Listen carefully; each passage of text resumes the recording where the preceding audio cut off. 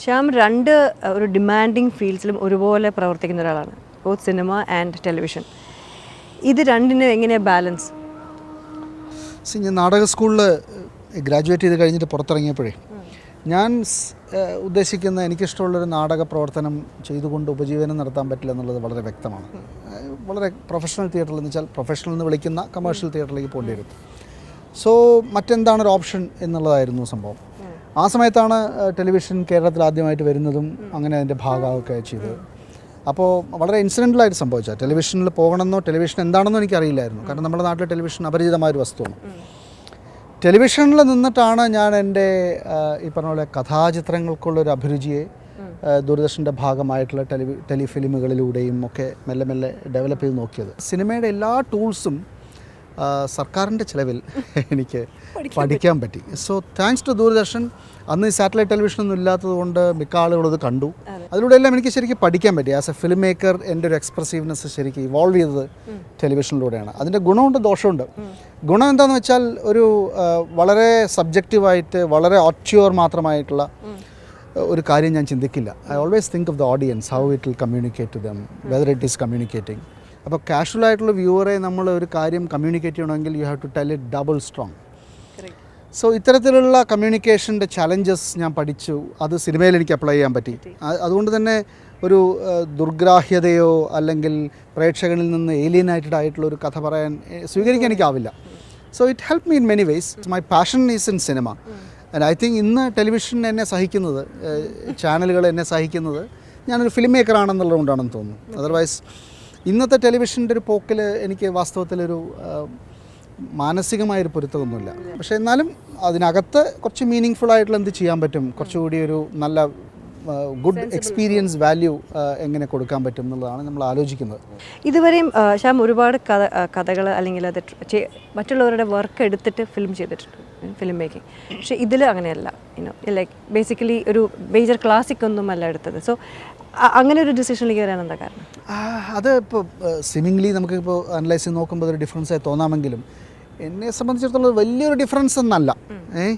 കാരണം മറ്റൊരാളുടെ കഥ ഒറിജിനലി ഓൾറെഡി റിട്ടേൺ ആയാലും അല്ലെങ്കിൽ മറ്റൊരു ഇൻസിഡൻറ്റിനെ ബേസ് ചെയ്തായാലും ഒരു റൈറ്ററെ ഉപയോഗിച്ചുള്ളതായാലും it's all the same thing. So much is talked about a film maker being a storyteller. I think it is nonsense. A filmmaker is not a storyteller. That is not his strength. A filmmaker is somebody who creates a world through images and sound. He creates an experiential world. കഥാപാത്രങ്ങളുടെയും സന്ദർഭങ്ങളുടെയും ഈ ലോകത്തിൻ്റെ ചിത്രീകരണത്തിനാണ് ഈ പറഞ്ഞ പോലെ അതിൻ്റെ nuances, അതിൻ്റെ details, അതിൻ്റെ ടൈമും സ്പേസുമായുള്ള കൈകാര്യം ചെയ്ത രീതി. This is actually the director's art. He is not story teller. So I don't mind using other storytellers in this because I think storytelling is just one part of filmmaking. ഒരു film മേക്കിങ്ങിൽ തന്നെ പ്രചോദനം അല്ലെങ്കിൽ എപ്പോഴും പറയും inspired ആയി എന്ന് പറയും ആൾക്കാർ. അല്ലെങ്കിൽ ആ പ്രചോദനത്തിൻ്റെയും അല്ലെങ്കിൽ പിന്നെ ഒരു റീമേക്കിംഗ്, പുനഃസൃഷ്ടിയും അതിൻ്റെ ഒരു അതിർത്തി രേഖ. പ്രമേയം സ്വീകരിക്കുന്ന കാര്യത്തിലാണോ ആണോ ചോദിച്ചത്? ഇതിപ്പോൾ ഏത് രീതിയിൽ പ്രമേയം സ്വീകരിച്ചാലും അത് എഴുതപ്പെട്ടതായാലും മറ്റൊരു സംഭവത്തെക്കുറിച്ചായാലും ഒക്കെ ചലച്ചിത്രകാരൻ അയാളുടെ സ്വന്തം ജീവിതവുമായും അയാളുടെ സ്വന്തം കാഴ്ചപ്പാടുകളുമായി ചേർത്ത് നിർത്തി അത് പറയാൻ പറ്റിയില്ലെങ്കിൽ, അത് സ്വന്തമാക്കി മാറ്റാൻ കഴിഞ്ഞില്ലെങ്കിൽ ഇതൊരു ചലച്ചിത്രകാരൻ വെറും ഒരു ഇല്ലസ്ട്രേറ്റർ മാത്രമേ, ഒരു ഇതിനെ ചിത്രീകരിക്കുന്ന ഒരാൾ എന്ന് മാത്രമേ ആവുള്ളൂ.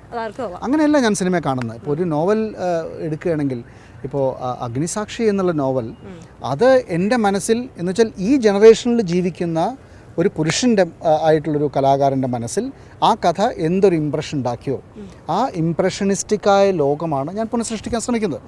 അല്ലാതെ അതിൻ്റെ ഒരു വളരെ കോംപ്രഹെൻസീവ് ആയിട്ടുള്ള എല്ലാ വാക്കുകളും അതിനകത്ത് എല്ലാ പേജുകളും പൂർണ്ണമായും ചേർന്ന രൂപമല്ല. അതൊരു ഇല്ലസ്ട്രേറ്റർക്ക് ചെയ്യേണ്ട കാര്യമുള്ളൂ. അപ്പോൾ ഒരു ഫിലിം മേക്കർക്ക് അയാളുടെ ജീവിതത്തിൻ്റെ ഒരു കാഴ്ചപ്പാടായിട്ട് അതിനെ അവതരിപ്പിക്കാൻ പറ്റണം. അപ്പോഴേ ഇത് പുനഃസൃഷ്ടിയാവുള്ളൂ. നോവൽ വായിക്കാത്ത ആൾക്ക് വേണ്ടിയാണ് സിനിമ എടുക്കേണ്ടത്. കാരണം നോവലൊരു ബാധ്യതയായി കഴിഞ്ഞാൽ ഇത് വലിയൊരു ചുമടായിട്ട് നിൽക്കുക മാത്രമേ ഉണ്ടാവുള്ളൂ. ഋതുവിലെ ഫാദർ സൺ റിലേഷൻഷിപ്പ് വളരെ എന്താ പറയുക, വളരെ രസമായിട്ട് കാണിച്ചിട്ടുണ്ട്. അതായത് ആദ്യം ദേഷ്യം വന്ന് പിന്നെ എങ്ങനെ. But how was your relationship?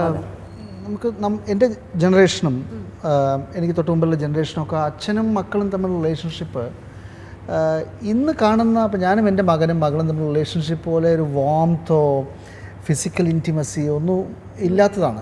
Doesn't mean that they don't love each other, പക്ഷേ അത്തരത്തിലുള്ളൊരു കമ്മ്യൂണിക്കേഷൻ അല്ല അത്. പൊതുവേ ഡിസ്റ്റൻസ്ഡ് ആണ്. പ്രത്യേകിച്ചും എൻ്റെ അച്ഛൻ ഒരു പൊതുപ്രവർത്തകനായതുകൊണ്ട് he was mostly away, he did know what classes we were studying in, that kind of thing. All said and done അച്ഛൻ ഹാഡ് ദ അണ്ടർസ്റ്റാൻഡിങ് ദാറ്റ് ഓരോരുത്തരും അവരവരുടെ വഴിക്ക് പോകുന്നതാണ് യഥാർത്ഥത്തിൽ നല്ലതെന്ന്. അച്ഛൻ അങ്ങനെ ചെയ്ത ആളാണ്. അച്ഛൻ്റെ അമ്മയുടെ വളരെ എതിർപ്പിനെ വകവയ്ക്കാതെയാണ് അച്ഛൻ അമ്മയെ കല്യാണം കഴിച്ചത്. So it was a love marriage. They were studying in Chennai together and all that. So he understood personal freedom and choosing one's own path. അപ്പോൾ അതൊരു ഇഷ്യൂ അല്ല. I think he was sensible to know that. ആ ഒരു കാര്യത്തിലാണ് അച്ഛൻ എൻ്റെ കൂടെ നിന്ന്. ഞാൻ ഡ്രാമ സ്കൂളിൽ പോകണമെന്ന് പറഞ്ഞപ്പോൾ, അന്ന് നാടക സ്കൂൾ എന്ന് പറഞ്ഞാൽ പലർക്കും ഒരു വലിയ തമാശയായിരുന്നു. നാടകം പഠിപ്പിക്കാൻ സ്കൂളോ, എന്താണ്, വാട്ട് ഈസ് ദിസ്? അപ്പോൾ അത് അങ്ങനെ ചെയ്യുമ്പോൾ, അങ്ങനെ ഒരു സ്ഥലത്തേക്ക് എനിക്ക് പോകാനാണ് താല്പര്യം എന്ന് അച്ഛൻ പറഞ്ഞപ്പോൾ അച്ഛൻ എൻ്റെ കൂടെ വരികയും, ജി ശങ്കരപ്പിള്ളയായിരുന്നു ഞങ്ങളുടെ. So he went and met him and he made sure that I was in the right place. അപ്പോൾ അത്തരത്തിലുള്ള റിലേഷൻഷിപ്പിൻ്റെ ഒരു തരം ഗ്യാപ്പ് അല്ലെങ്കിൽ ഒരു വാംത്ത് പ്രകടമായി ഇല്ലായക, ഇതെല്ലാം ശരിക്കും ഈ കഥയിലും ഒരു രീതിയിൽ വന്നിട്ടുണ്ട്. ഇൻസിഡൻ്റ്ലി ജോഷുവ ന്യൂട്ടനും അനുഭവിച്ച ഒരു പിതൃ ബന്ധം തന്നെയാണിത്.